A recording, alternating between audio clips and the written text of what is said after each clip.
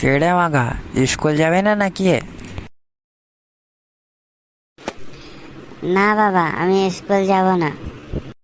কেন রে মাগা, স্কুল যাবি না কেন?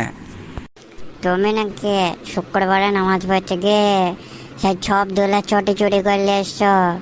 সবাই বলছে যে তোর মাগা, তোর আব্বা চটি চুরি করলে এসছে, তোর আব্বা চটি চুরি করলে এসছে। আমি স্কুলে গেলে সবাই আমাকে বলবে সেই ছপ দোলা চটি চুরি করার ছেলে, চটি চুরি করার ছেলে। তোকে কে বলেছে আমি চটি চুরি করছি? তোকে নিজে চোখে দেখেছিস? না আব্বা, আমি তো নিজে চোখে দেখিনি।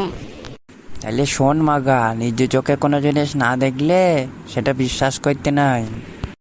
ঠিক আছে আব্বা। নাকি দে সরি, নাকি দে গন্ধি,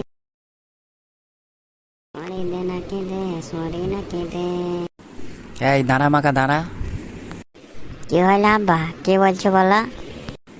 তুই নাকি কালকে গরু চড়াইতে গিয়ে বিড়ি খাইলে? আব্বা, আমি তো বিড়ি খাইনি। তুমি কি আমাকে বিড়ি খাইতে দেখেছ?